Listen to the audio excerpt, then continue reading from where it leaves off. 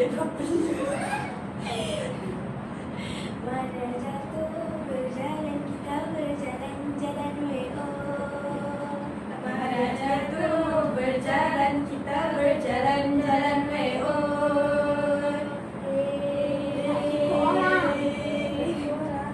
Lagi jatuh kami ayak ke bilik ayak ayak WO.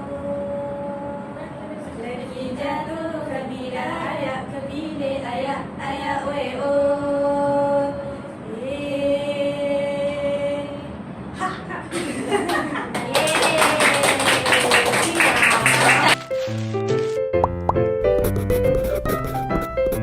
Satu.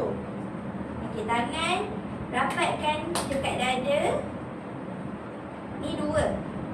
Boleh? Cakap ni dua, dia buat macam ni. Okey, tiga. Tiga. Dudukkan badan. Lepas tu ke kiri. Tak macam ni. Bila teacher cakap dua, semua pusing, okey? Boleh? Boleh. Okey, dua. Pusing. Okey. Okey. Lambaian bunga. Satu. Mana dulu? Masuk dalam. Tu. Okey. Dua. Dua. Okey, tiga. Pusing. Kat sana. Pusing.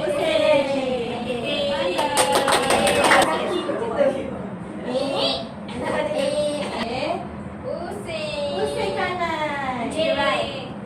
Sini. Sebelah sini. Hand. Hand Like the this. press. Sini. Okay, then And turn. turn around. Turn around. Okay, Yeah. good. One. Turn. Turn to the right. Okay. Turn to the left. Turn to the left.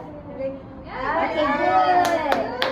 Okay, last step we will turn on. Okay. Hand. Hand Like the this. press. Sini. Okay, then And turn. turn. Turn around. Turn around.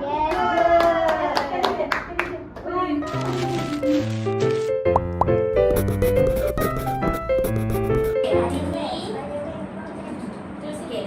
Hari ni teacher akan melakonkan cerita Mek Mulung.